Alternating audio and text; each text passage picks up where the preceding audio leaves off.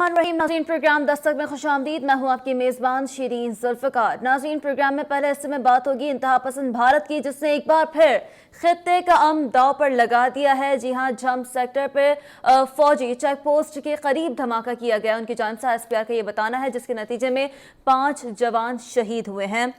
Programme में दूसरे हिस्से में बात होगी वफाकी हुकूमत की जानिब से एमनेस्टी स्कीम जो कि मुतारिफ कराई गई थी, जिसकी मियाद 3 जुलाई तक मुकर्रर की गई थी, लेकिन देखने में ये आया है कि यूँ तो 12 बजे से पहले में तमाम तर स्कीम से फ़ायदा उठाने वालों के लिए वक्त रखा गया था, लेकिन बेनामी जायदादों की को जब्त करना जो है वो शुरू कर दिया गया है। और साथ साथ ये भी सामने आया है कि सेनेटर तनवीर चौधरी की भी जो है वो 6000 मालियत की जायदाद जब्त कर ली गई है। और इसके हवाले से ज़रा बात होगी कि आखिर कितना डाटा कंपाइल हुआ है इस सिलसिले में, और क्या ये दी गई तौसीह किसी सूरत काम आ सकी है। क्या वो डाटा जो FBI ने जिस डाटा के हवाले से जिक्र किया था, वो टारगेट क्या FBR और वफाकी हुकूमत अचीव कर पाई है या नहीं, इस पर तफसीलन बात होगी। लेकिन प्रोग्राम में शामिल करेंगे एक break. Stay with us, you are watching the Dastak.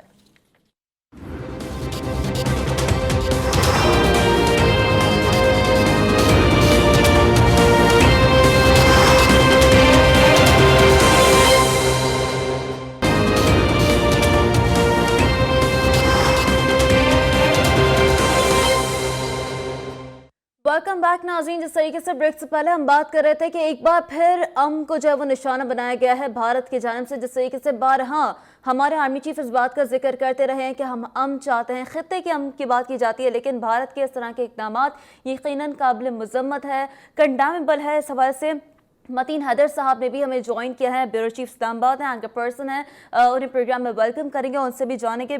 Mateen Haider साहब, अस्सलाम वालेकुम सर, बहुत शुक्रिया प्रोग्राम में वक्त देने के लिए। मतीन हैदर साहब, बताइएगा, यकीनी तौर पर ये रवैया काफ़ी कंडेम जितना किया जाए इससे कम है। क्या अभी तक फर्दर डिटेल्स सामने आ पाई हैं? धमाके की नौयत का क्या तयन हो सका है?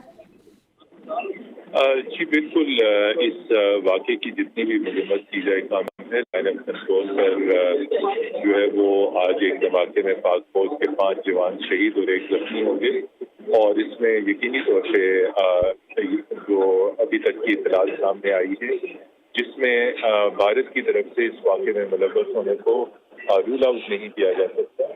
और इसके साथ साथ ये भी चीज़ है कि भारत कंट्रोल की खिलाफवर्जी कर रहा है, और जो लाइन ऑफ कंट्रोल के हवाले से जो सीज़फायर एग्रीमेंट है पाकिस्तान और भारत के दरमियान, उसकी भी मुसलसल खिलाफवर्जी होती रही है। लेकिन आज ये एक डिफरेंट किस्म का वाक़या हुआ है वहाँ पे, यानी एक धमाके में वहाँ पे 5 पाक फौज के जवान शहीद और 1 जख्मी हुए। धमाके की जो है किस नौयत का था, इसे अभी तक डिटरमिन किया जा रहा है, इस हवाले से अभी तक तफसीलात नहीं आई।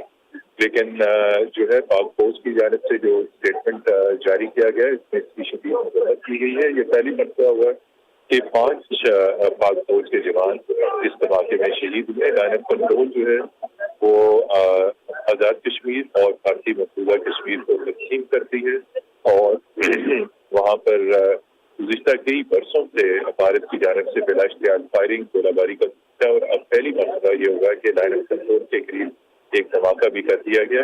इसकी जो ही तफसीलात आएंगी तो तभी मालूम हो सकेगा कि धमाका किस नौयत का है।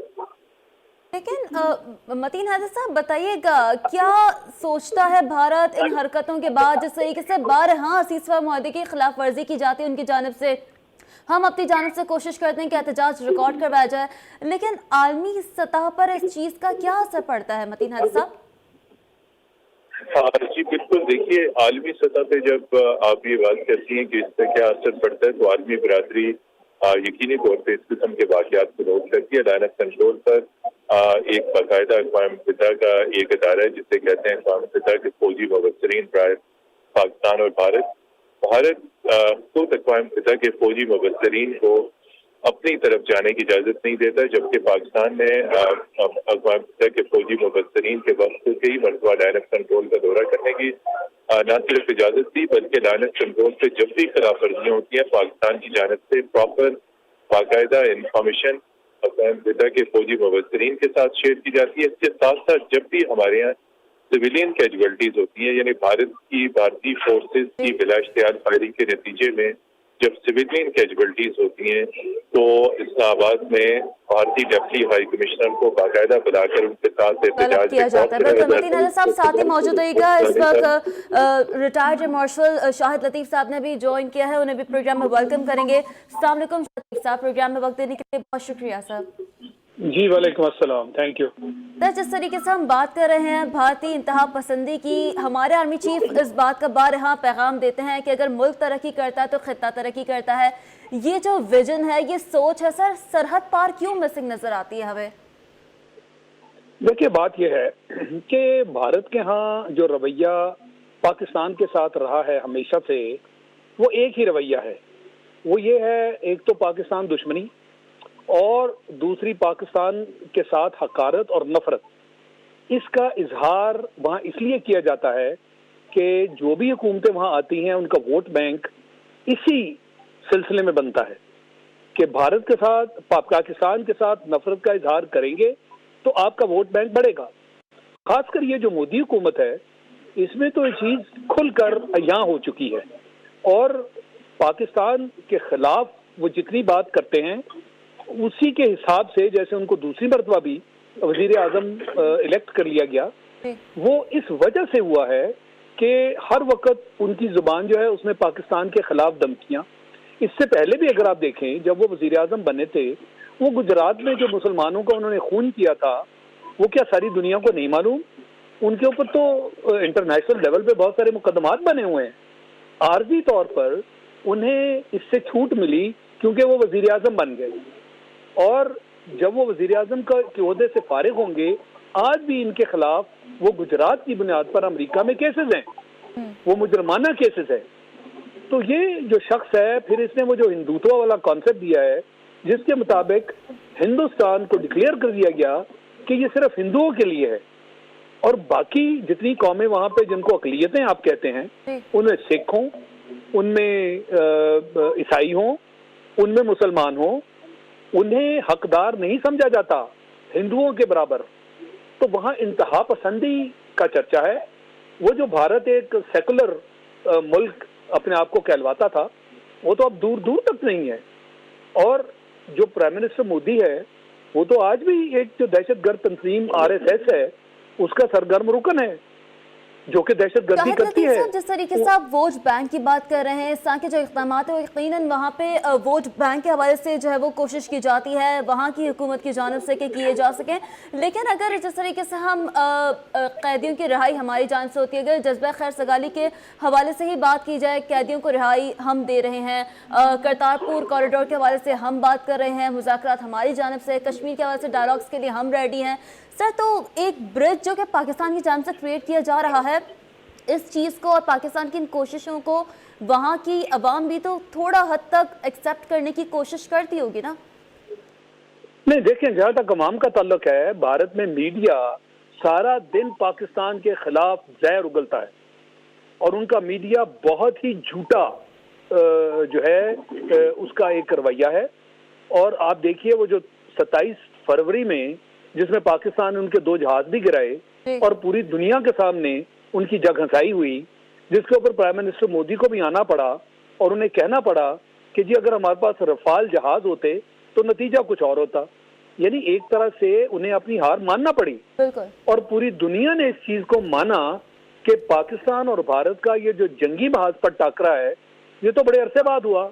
असल में तो एक 65 की जंग और उसके बाद अब तो आज भी उन्होंने देखा कि एक दिन में हालांकि इनका आमना सामना हुआ, मगर पाकिस्तान को रुपन बरतरी हासिल है, बावजूद इसके कि उनका दिफाई बजट हमसे 7 गुना ज्यादा है। भारत हमसे कितना बड़ा मुल्क है, उनके वसाइल हमसे ज्यादा हैं, मगर उसके बावजूद पाकिस्तान ने उनको शिकस्त दी। ये है वो उनकी पोजीशन। खासकर अगर आप रवायती जंग देखें तो उसमें आज भी भारत पाकिस्तान का मुकाबला नहीं कर सकता।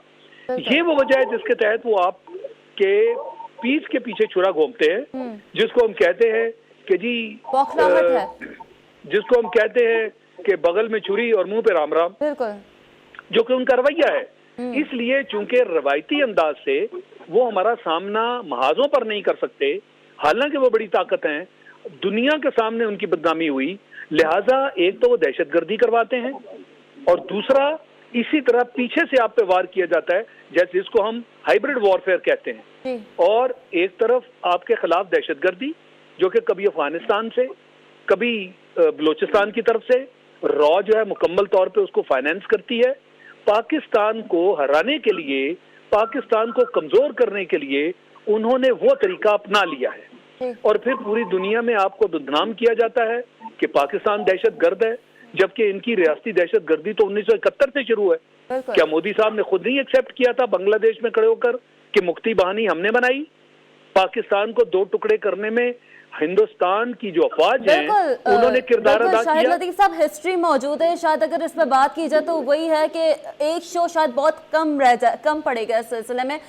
शाहिद लतीफ साहब साथ ही मौजूद रहेगा इस वक्त। मतीन हैदर साहब भी चूंकि साथ मौजूद है, उन्हें भी शामिल गुफ्तगू करेंगे। मतीन हैदर साहब, जिस तरीके से शाहिद लतीफ साहब बात कर रहे हैं, बड़ी इंपॉर्टेंट बात कर रहे हैं कि ये जो ये इकदाम है यकीनन बौखलाहट बताती है, साफ जाहिर होती है कि बौखलाहट का शिकार है भारत। आप भी यही समझते हैं? जी बिल्कुल, शायद लतीफ साहब ने बहुत सारे पसमानदे में रोशनी डाली है और खासतौर पर जब रेलेवेंट एक रेफरेंस दिया गुजरात में जो हुए थे, उसमें जिस तरीके से मोदी सरकार की उस वक्त की मुजरिमाना खामोशी और उसके बाद पिछले टेन्योर से जब से वो इक़्तिदार में आए और जो रवैया और सलूक उन्होंने भारत में अक़लियतों के साथ किया, सेकुलर इंडिया को बिल्कुल, सेकुलर इंडिया का जो सफर था बिल्कुल उससे पाश कर दिया। और खासतौर पर इस सारे टेन्योर में भारतीय मकबूजा कश्मीर में जो हमें जुल्म और सितम देखने में आया मुसलमानों के खिलाफ, और उसके साथ साथ मुसलसल line of control working boundary के ऊपर बिलाश्तियार गोलाबारी और फायरिंग का सिलसिला जारी रहा। और इसके अलावा न सिर्फ ये तो मिलिट्री फ्रंट है, बल्कि बैनुल अक़वामी फोरम्स पर भारत जो है वो सफारतकारी के आदाब भी भूल गया। और आपके सामने है कि गुज़िश्ता बरस अक़वाम मुत्तहिदा में जब मीटिंग थी भारतीय वज़ीर ख़ारजा और हमारे वज़ीर ख़ारजा के दरमियान एन आखिर वक्त से भारत उससे भी बैक ट्रैक कर गया। फिर ये तमाम सर डेवलपमेंट आपके सामने रही। अब तवक्को की जा रही थी कि बिश्केक में दोनों मुल्कों की क़यादत के दरमियान मुलाकात होगी, लेकिन तनाव इतना बढ़ चुका हुआ था कि वो मुलाकात ना हो सकी। तो ये सारे जो स्टेप्स हैं डिप्लोमेटिक लेवल पे, मतीन हैदर साहब ये बताइएगा, जिस तरीके से आप बात कर रहे हैं कि बैक ऑफ कर जाता है भारत, यही सवाल लेकर शाहिद लतीफ साहब की जानिब भी बढ़ूंगी। शाहिद लतीफ साहब, बौखलाहट तो है, कहीं मुनाफिकत भी साथ साथ तो नहीं है? क्योंकि जाहिर सी बात है, एक रोज पहले ही ये खबर सामने आई थी कि भारतीय वजीर आजम ने करतारपुर राहदारी की मुनक़िदा तकरीब में भारतीय साइड में शिरकत करने पर आमादा हो गए थे वो, और आज इस तरह का इक़दाम, कहीं बौखलाहट के साथ साथ मुनाफिकत का भी तो आंसर नहीं है भारत की जानिब से? नहीं जी, मुनाफिकत का आंसर तो है, यानी वो दिखाते कुछ हैं करते कुछ और हैं।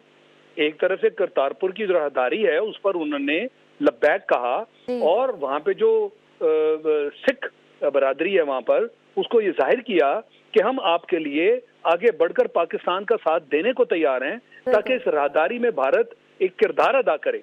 तो सिखों को जो अक़लियत है उनकी, उसको ये इम्प्रेशन दिया गया कि हम आपके लिए बहुत बड़ा इक़दाम पाकिस्तान के कहने पर करने जा रहे हैं। सिख लोगों को खुश किया, मगर आज जब वक्त आ रहा है तो हमारे महाज पर ये क्या किया जा रहा है, LOC पर, ये इसका क्या मकसद है? इसका मकसद ये है कि पाकिस्तान के साथ इतना बिगाड़ पैदा किया जाए कि करतारपुर की राहदारी में पाकिस्तान पीछे हट जाए।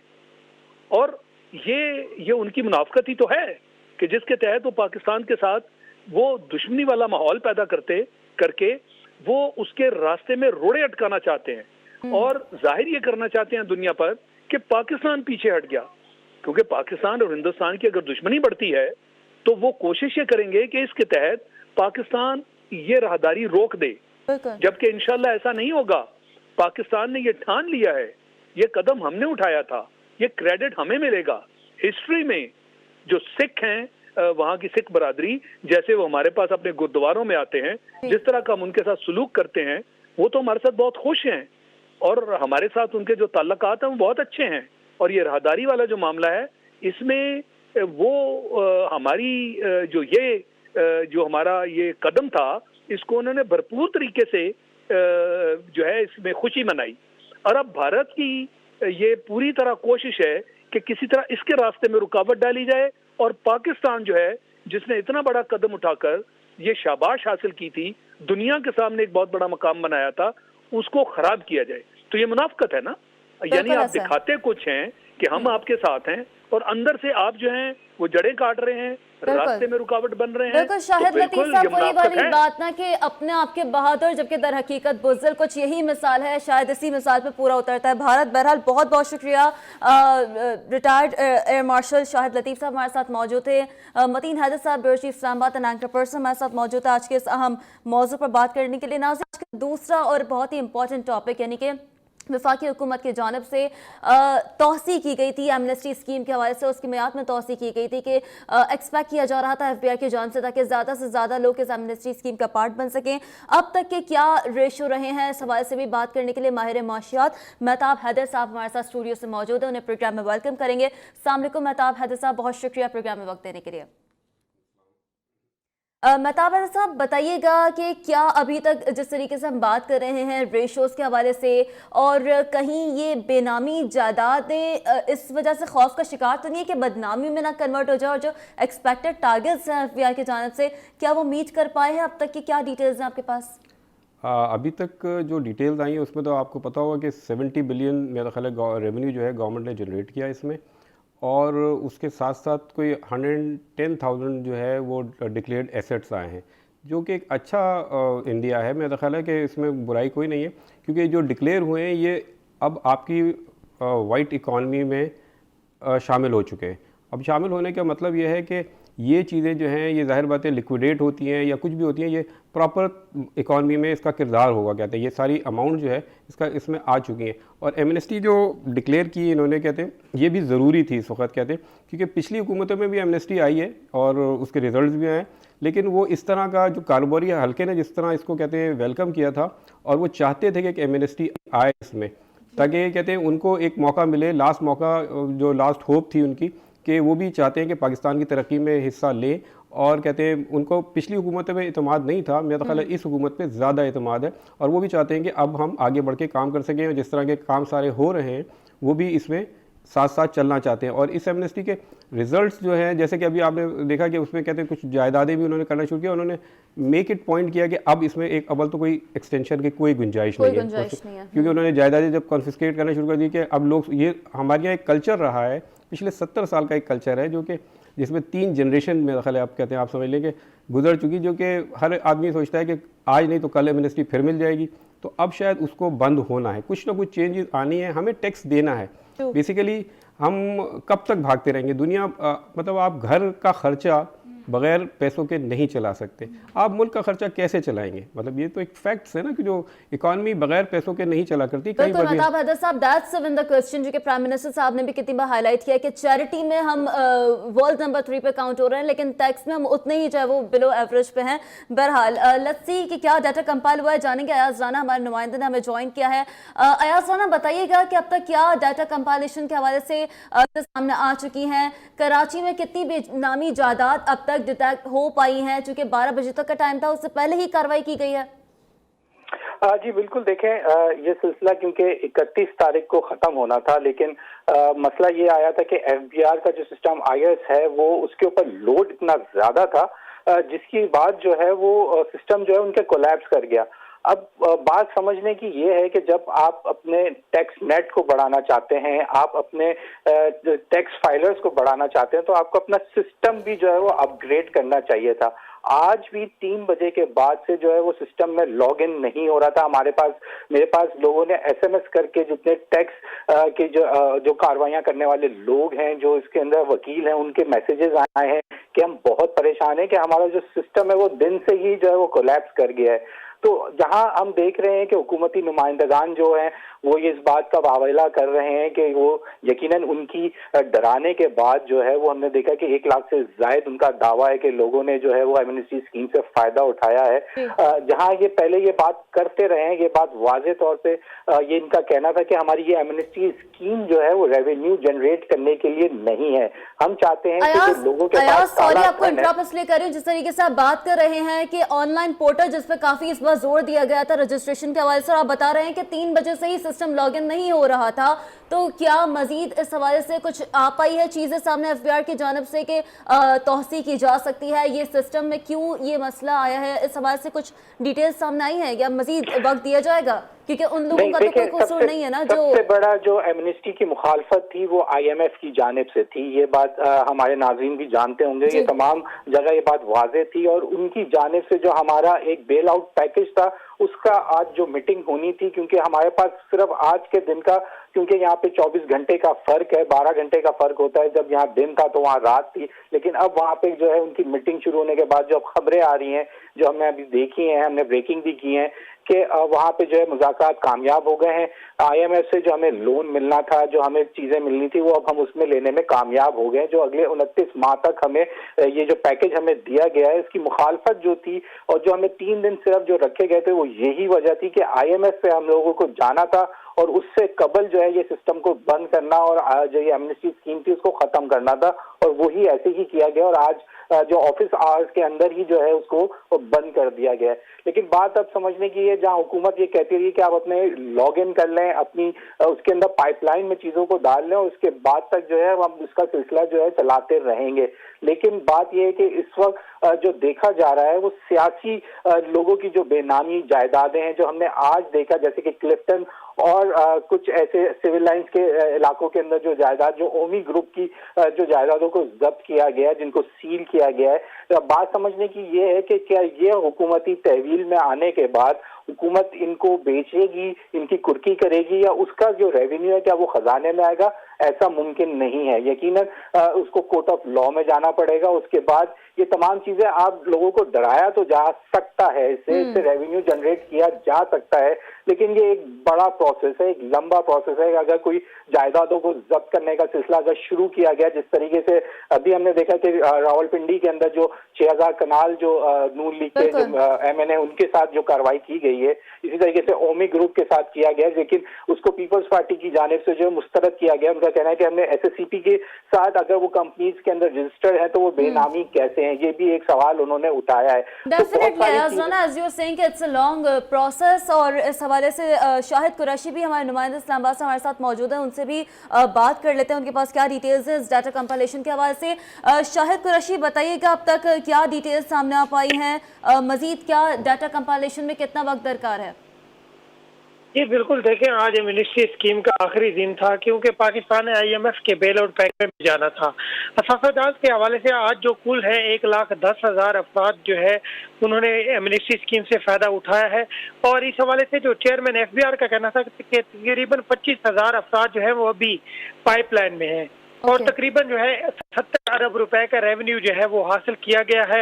इस तरह अगर स्कीम को देखा जाए तो जो गुज़िश्ता पर स्कीम थी उससे तकरीबन 84,000 अफराद ने इस्तेफादा हासिल किया, और स्कीम से तकरीबन 1,124 अरब रुपए का जो रेवेन्यू है वो हासिल किया गया। स्कीम के हवाले से देखा जाए तो जो एफबीआर का पोर्टल सिस्टम था, आज 3 बजे ही जो पोर्टल सिस्टम था वो तकरीबन बंद था, और इस हवाले से जो वहाँ पर अफराद थे उनको काफी मुश्किलात का सामना करना पड़ा। और इस हवाले से एफबीआर का कहना था कि जो पोर्टल सिस्टम है उस पर क्योंकि यकदम ही रश बढ़ गया है, जिसकी वजह से वो डाउन हुआ है। ये मसला जो है, ये मसला आज से 3 दिन पहले भी था। That was the most dependent medium, काफी जोर दिया जा रहा था उस पोर्टल सिस्टम पर। जब वो, और दूसरी बात मैं आपसे ये भी जानना चाहूंगी, ये भी बताइएगा कि बेनामी जायदादें वहां से कितनी डिटेक्ट हो पाई हैं, उन पर कितनी कार्रवाई हो पाई है, और मालियत कितनी बताई जा रही है रावलपिंडी की? जी देखिए, जो अभी तक जो मालियत है वो तकरीबन जो कुल जो टैक्स इकट्ठा हुआ है वो तकरीबन 75 अरब रुपए का है, लेकिन जो मालियत बताई जा रही है जो 2 दिन पहले तक थी वो तकरीबन थी 1550 अरब रुपए के असासे जो है वो ज़ाहिर हुए थे। आज तक जो है वो तकरीबन बताई जा रही है 2400 से 2500 अरब रुपए के जो असासे हैं वो ज़ाहिर किए गए हैं।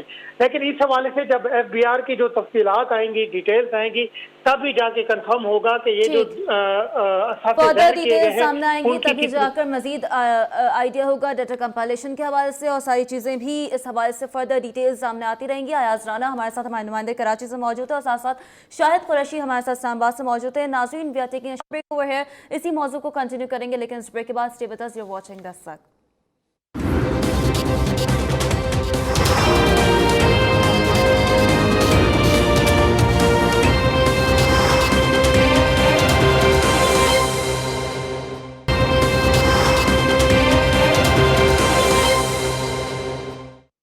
वेलकम बैक नाज़रीन। जिस तरीके से ब्रेक से पहले बात हो रही थी एमनेस्टी स्कीम है जिसकी मियाद में तौसी की गई है, हमारे रिपोर्टर अजलाना हमें अपडेट कर रहे थे इस हवाले से कि सिस्टम ज़ाहिर है online system, online portal system जिस पर ज़्यादातर डिपेंडेंसी दिखाई दे रही थी वो क्रैश हुआ है 3 बजे। तो ज़ाहिर है देखना यह है कि आखिर इसमें कसूर किसका सामने आता है, क्योंकि रात 12 तक इस एमनेस्टी स्कीम को एक्सटेंड किया गया था, लेकिन फिर भी इससे पहले देखने में यह आया था कि कार्रवाई ऑलरेडी अमल में लाई गई है। पीजे मीर साहब हैं, सीनियर एनालिस्ट, एंकर पर्सन, उन्होंने हमें ज्वाइन किया, प्रोग्राम में वेलकम करेंगे। पीजे मीर साहब अस्सलाम वालेकुम।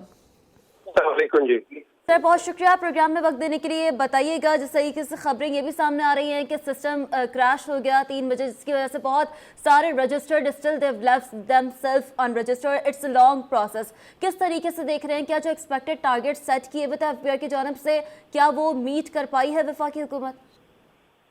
हमारा आपने देखा है नेशन इन अ हरी और सब एक्साइटेड हो जाते हैं ये करो। आपको याद है कि इलेक्शंस के अंदर इनका वो जो क्रैशेस है सारा क्रैश था, फिर उन्होंने कहा जी ठीक कर देंगे, फिर आपकी रेजिस्टेंट हुई, ये आज आपको नजर आ रही है जी। तो भाई जब आप एक चीज को कन्वर्ट कर रहे हो, आप इकोनॉमी को आप ऑन बोर्ड लेके आते हो, तो ये 3 दिन 2-3 दिन का नहीं होता। आप कम से कम 1 महीना दें एमनेस्टी का, ताकि सब लोग आपके ऑन बोर्ड आए।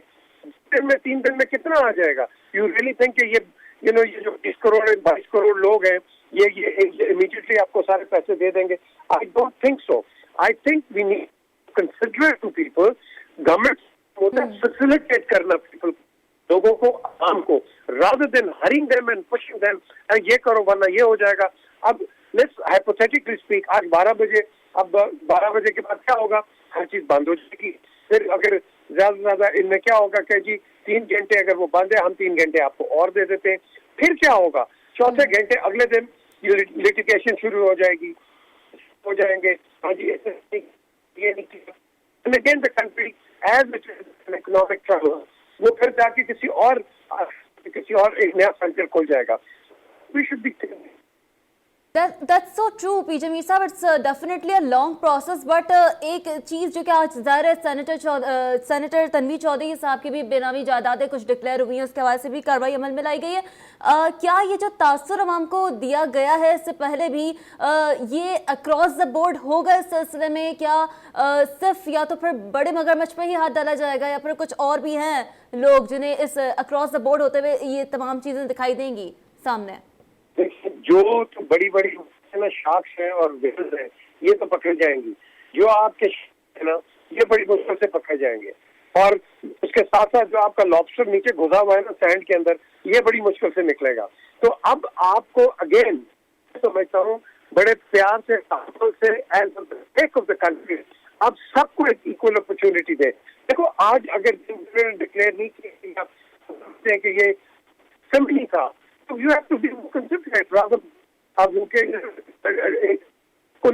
एटीट्यूड। तो अच्छी बात है, आप सबको टैक्स में लेके आओ, तो आपको डिक्लेरेशन होनी चाहिए और इम्प्लीमेंटेशन है। I tell you it will come out in the next 5 to 10 years. It won't overnight change कि जी सभी आ गया, लोग भी हो गए। There's a lot more work to be done. ठीक, पीजे मीर साहब साथ ही मौजूद रहेगा इस वक्त। वखास तबरेज़ खान साहब ने भी हमें ज्वाइन किया है, माहिर कानून दान है, उनसे भी जरा जान लेते हैं। वखास तबरेज़ खान साहब अस्सलाम वालेकुम, बहुत शुक्रिया सर प्रोग्राम में वक्त देने के लिए। वालेकुम सलाम, शुक्रिया सर। फरमाइएगा, कुछ बेनामी जायदादें जिनके हवाले से पहले ही रात 12 बजे से पहले ही कार्रवाई में अमल में लाई गई है, कानून क्या ज़ाब्ता तय करता है इस हवाले से?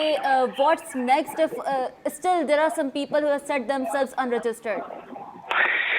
अच्छा, इसके अंदर ना एक सबसे इम्पोर्टेंट बात ये थी कि चूंकि आज वक्त गुजरने से पहले ही इन लोगों के खिलाफ जो है वो नोटिस जारी कर दिए गए हैं, चूंकि अभी तो टाइम बाकी था। और जिस तरह पीजे मीर साहब ने बात की वो बड़ी इंपॉर्टेंट, बड़ी सिग्निफिकेंट उन्होंने बात की कि देखिए 5 बजे से, कुछ जगहों पे 3 बजे, कुछ जगहों पे 4 बजे और कुछ जगहों पे 5 बजे से ये सिस्टम ऑफ है। और वो लोग जिन्होंने बैंक के अंदर इन चीज़ों के चालान जमा करवा दिए हैं और अपनी रकम को वाइड करने के लिए, या उनके जो इमूवेबल एसेट्स थे जिनके ऊपर वो पे कर चुके हैं, जो एमनेस्टी ले चुके हैं, लेकिन वो चालान अब अपडेट नहीं किए जा सकते इसमें उनको बड़ी दुश्वारी है, बड़ी दिक्कत है और वो साथ परेशानी का उनको सामना है। तो लिहाजा जो पीजे मीर साहब ने बात की, वैसे इत्तेफाक करता हूँ कि इसकी एक फेयर एक्सटेंशन देनी चाहिए थी। 3 दिन की एक्सटेंशन दी। अब जो कल से जो प्रोसीजर अडॉप्ट किया जाएगा वो ये है कि जितनी भी प्रॉपर्टीज जो है इनके पास इंफॉर्मेशन आएगी कि ये बेनामी प्रॉपर्टीज हैं, उसके हवाले से ये सेक्शन 4 की कार्रवाई करेंगे, जो कि बेनामी ट्रांजैक्शन लॉज 2017 के अंदर फ्रेम किया गया, 2019 में से इफेक्टिव बनाया गया। इस लॉ के तहत वो सारे लोगों को जिनकी बेनामी ट्रांजैक्शंस हैं, बेनामी प्रॉपर्टीज हैं, उनको वो नोटिस जारी करेंगे, उनकी प्रॉपर्टी को जब्त करेंगे, अटैच करेंगे और इसके बाद इनके खिलाफ सेक्शन 51 की कार्रवाई करेंगे।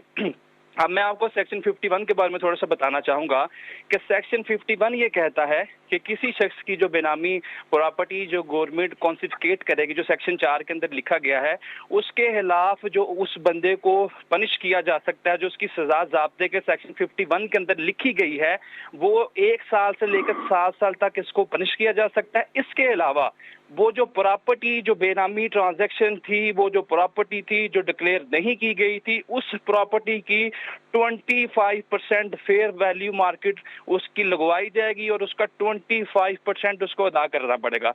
अब इससे मुराद ये है कि अगर जिस तरह वज़ीर पाकिस्तान ने 2019 की जो एमनेस्टी दी थी, एसेट डिक्लेरेशन जो ऑर्डिनेंस 2019 था, उसके अंदर अगर कोई शख्स अपनी इमूवेबल प्रॉपर्टी डिक्लेयर करता था तो उसको 1.5% पे करना पड़ता था।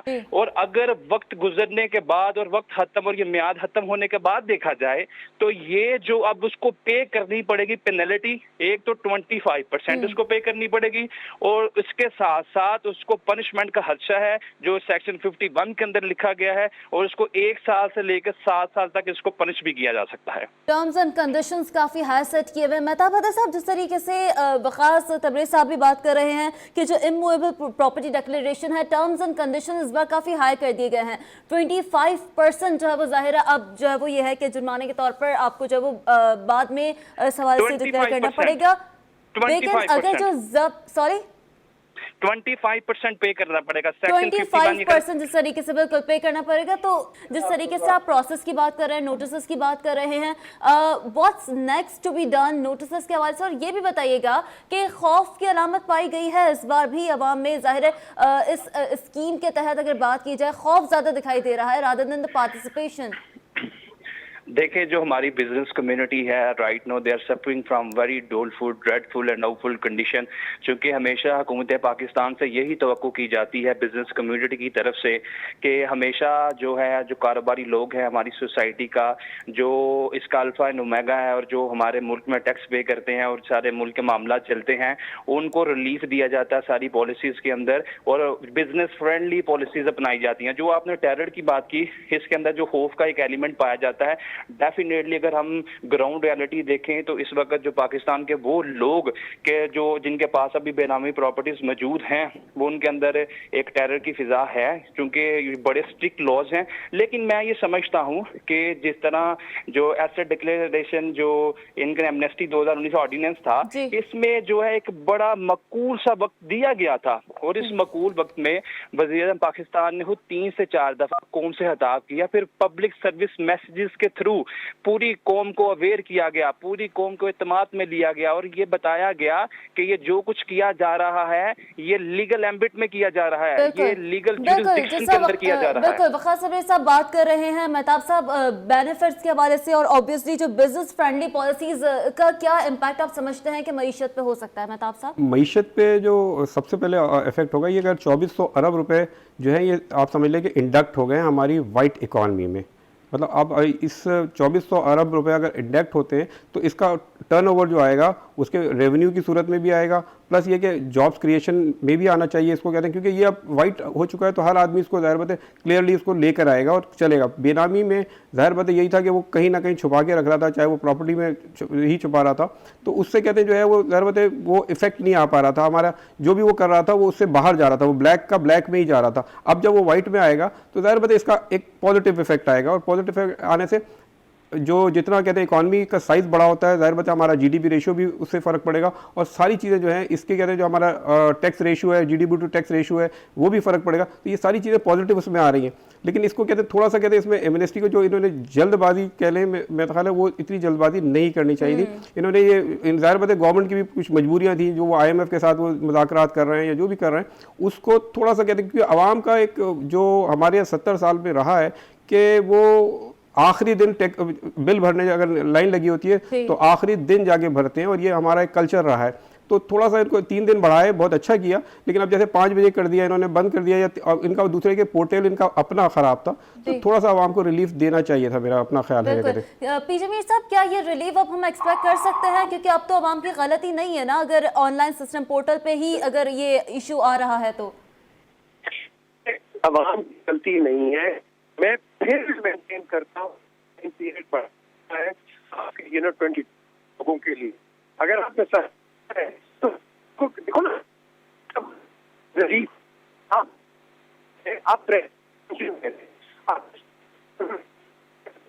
लोगों ने एक ट्रेंड दिखाया है कि तो then the government must trust the people.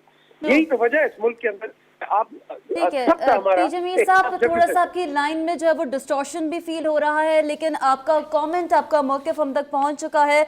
यकीनन जितनी जल्दबाजी इस स्कीम के थ्रू दिखाई गई थी, अगर थोड़ा सा शायद ज़्यादा टाइम दिया जाता तो मोस्ट एक्सपेक्टेडली एक बेहतर पार्टिसिपेशन आवाम की जानिब से एक्सपेक्ट किया जा सकता था, और सामने भी वो पार्टिसिपेशन आता। वकास सबरेज़ साहब हमारे साथ मौजूद थे, पीजे मीर साहब हमारे साथ मौजूद थे, और साथ साथ स्टूडियो से मेहताब हैदर साहब हमारे साथ मौजूद थे। आप तीनों हज़रात का बहुत शुक्रिया। नाज़रीन, इसी के साथ प्रोग्राम को वक़्त ख़त्म होता है, मुझे दीजिएगा इजाज़त। अल्लाह हाफ़िज़।